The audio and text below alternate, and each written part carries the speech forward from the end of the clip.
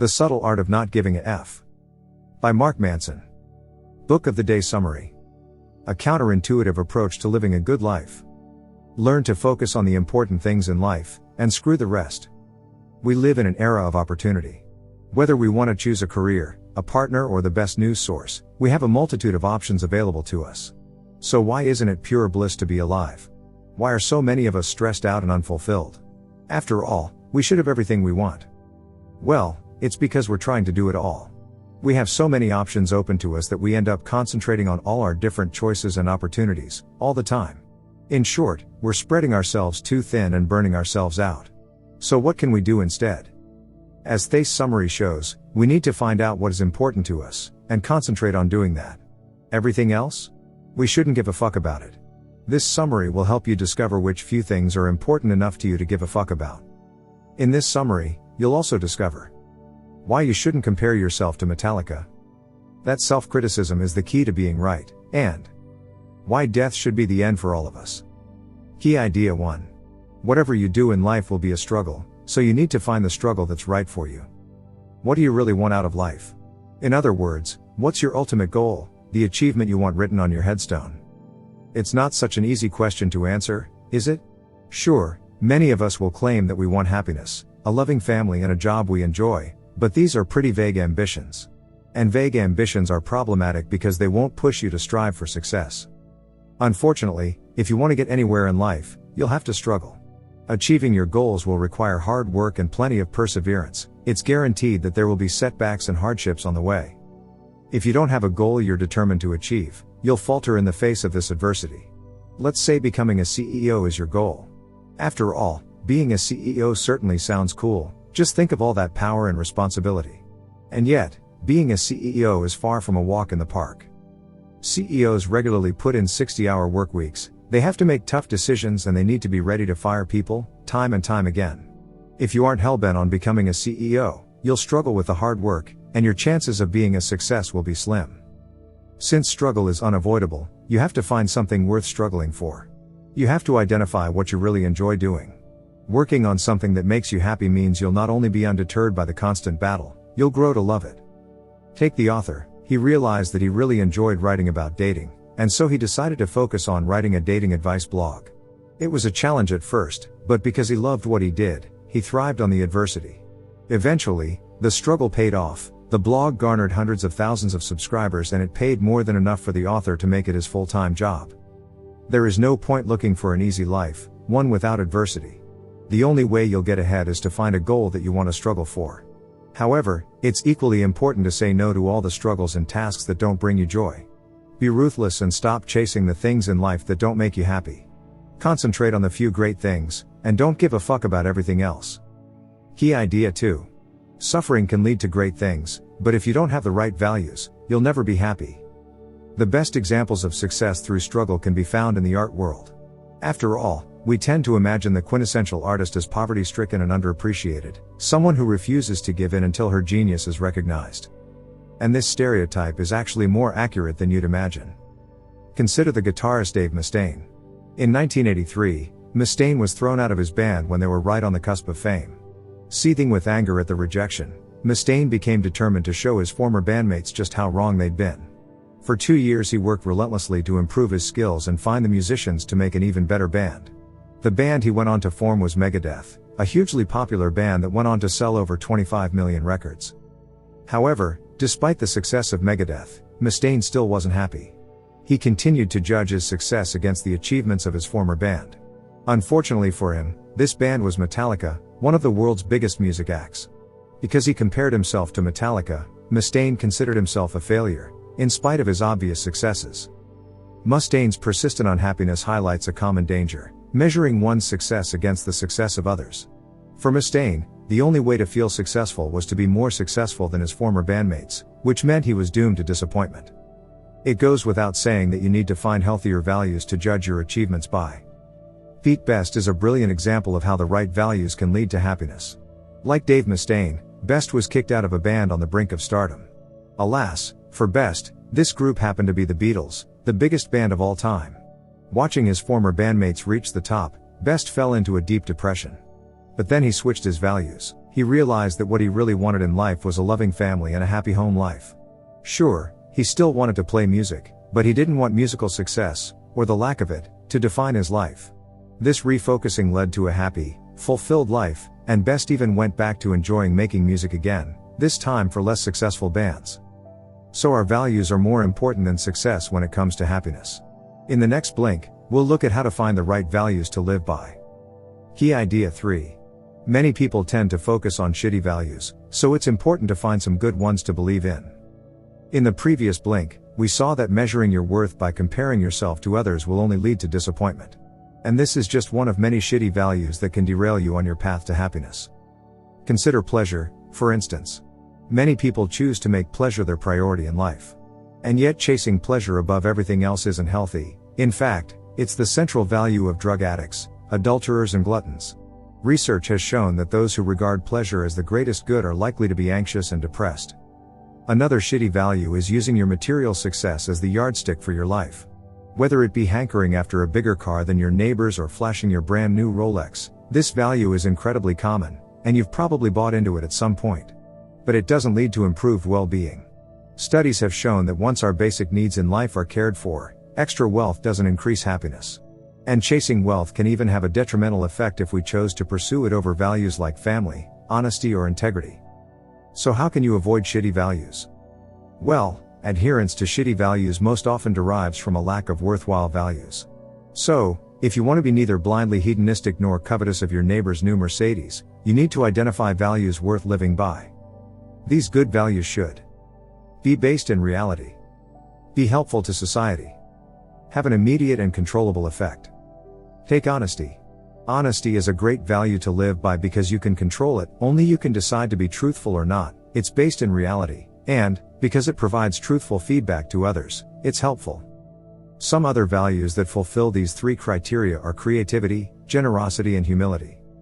Key idea 4. Sometimes we feel like victims, but positive change only happens when you take full responsibility for your life. Every year, thousands of amateur runners take part in marathons. Many of them do so to raise money for good causes.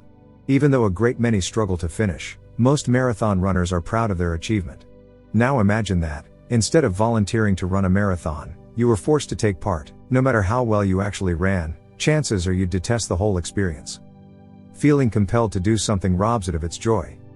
Sadly, many of us go through life as if our experiences were imposed upon us.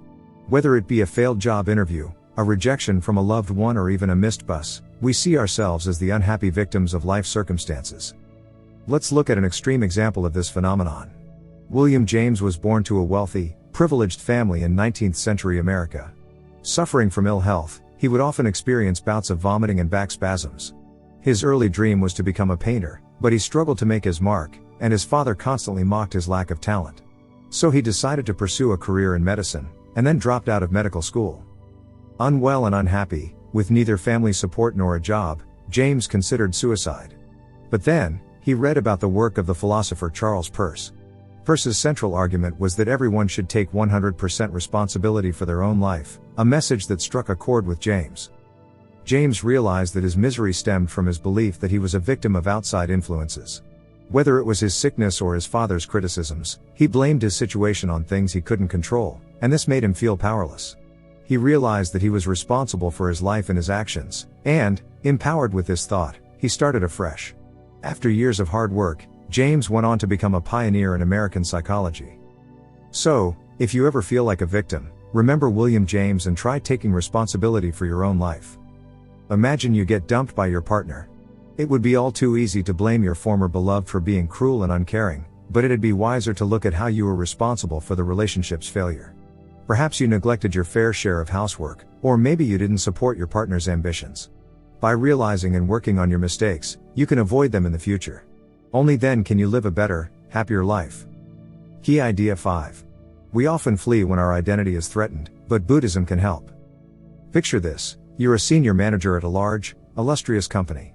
You like your job and the compensation, you have a nice car, sharp clothes and the respect of your colleagues. Most of all, you love being a senior manager. Being a senior manager is who you are. Now, imagine that you have the chance to get right to the top.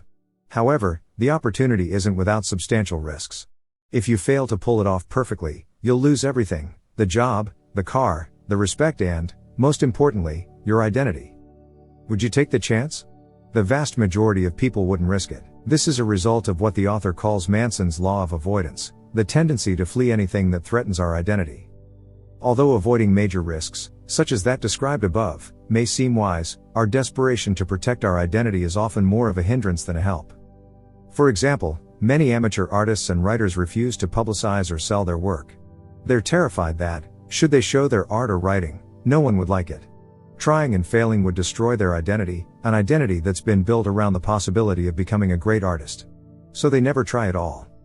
Luckily, there is a way to temper the negatives of Manson's law of avoidance: practicing Buddhism. Buddhism teaches that identity is an illusion. Whatever labels you give yourself, rich, poor, happy, sad, successful, a failure, are merely mental constructs. They simply aren't real, and so we shouldn't let them dictate our lives. You must, therefore, learn to let go of your identity.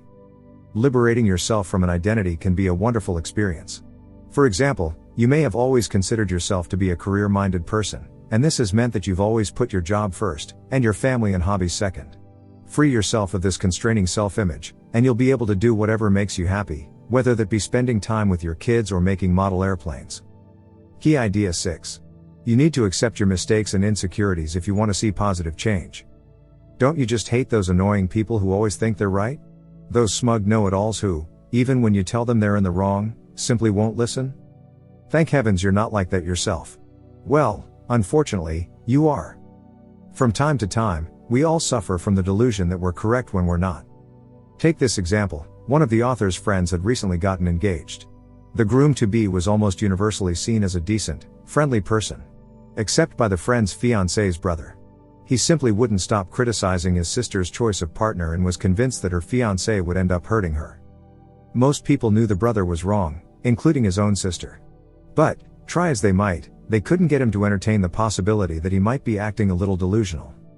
If you want to avoid acting like this brother, you've got to be willing to ask yourself whether you're wrong, time and time again. Only by doing this can you overcome those blind spots where you wrongly think you're right. This isn't as easy as it sounds. Quite often, our false beliefs cover up our insecurities. This means that, by constantly questioning our decisions and actions, we'll uncover uncomfortable truths about ourselves. Back to the example of the hypercritical brother, it's likely that his dislike of the groom-to-be was hiding his own insecurities. Maybe he was envious that his sister had found love and he hadn't. Perhaps he was jealous because his sister was devoting her attention to her fiancé, not to him. He might even have been angry because his sister paid little attention to what he wanted. Whatever the reason, it was easier for him to blindly make fallacious assumptions than to deal with his own insecurities. Luckily, you don't have to fall into the same trap. By being ready to question your beliefs and face your insecurities, you can behave in a healthier, happier way. Key idea 7. Romantic love can be destructive unless we learn to control it. Romeo and Juliet is perhaps the most famous love story in the world. And yet it's hardly a happy one. It's a rather chaotic story, involving murder, exile and blood feuds, and it ends with both lovers committing suicide. The tragic tale of those star-crossed lovers highlights the destructive power of romantic love. Studies have shown that passionate, romantic relationships have a stimulating effect on the brain similar to that of cocaine. That is, you experience an intense high and then you crash back down. Then, you search again for the high, though not necessarily with the same person, a recipe for pain and anguish. Back in Shakespeare's time, the dangers of romantic love were well known. The bard may have even written Romeo and Juliet as a critique of romantic desire as a destructive passion. Right up to the 19th century, most relationships and marriages were based on the respective skill sets of both partners rather than their passionate love for each other. Of course, things are different now. Today, romantic love is often held up to be the ideal, and this can lead to heartbreak. So what can you do? Should you give up on the idea of romance altogether? Not quite. Romantic love can be either unhealthy or healthy depending on whether it fulfills specific criteria. Unhealthy love happens when each partner uses the relationship to run away from their problems. For example, they might be unhappy with their lives, and so they use their feelings for each other as a distraction. Unfortunately, no one can mask personal problems forever, and so this avoidance as passion inevitably turns sour. Healthy love, on the other hand, exists when both partners are wholly invested in the relationship. Rather than using it as a distraction, they are devoted to each other. Rather than concentrate on their own feelings, each partner offers support to their significant other. However, this support has to be desired. If a partner oversteps boundaries and seeks to control the other by, for example, looking to solve all their problems for them, problems will ensue.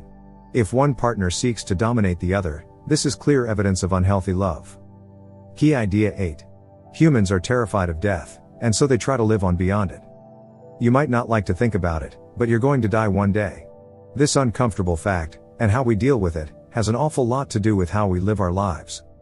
To fully understand just how much control death has over our lives, we can look to the work of Ernest Becker.